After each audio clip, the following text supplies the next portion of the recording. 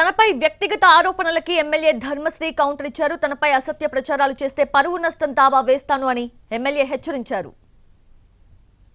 చెప్తున్నా నీ వెనకాల ఎంత గోండాలు రౌడీలు కడప నుంచి నువ్వు తీసుకొచ్చినా అక్కడ రాయలసీమ నుంచి ఇక్కడ తీసుకొచ్చి ఎంపీకి ఇక్కడ పోటీ చేసి నీ వెనకాల ఉన్నా అందరు జాతకాలు బయటకు వస్తాయి. ఎందుకంటే నిజాయితీగా ఉన్నావు. నేను నిన్ను ప్యాకేజీ అడిగానా? నువ్వు నాకేం ప్యాకేజీ ఇచ్చావా? ఎప్పుడైనా నా పేరు చెప్పి నువ్వు ఏంటంటే ప్రభుత్వానికి వాళ్ళకి గండి కొట్టే పరిస్థితులు ఉన్నాయి.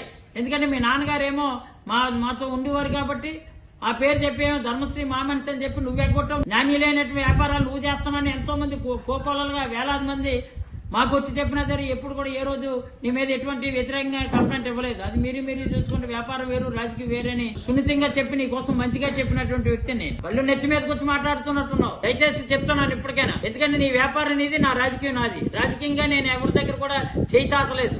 ఏ రోజు కూడా నువ్వు ₹1 పార్టీ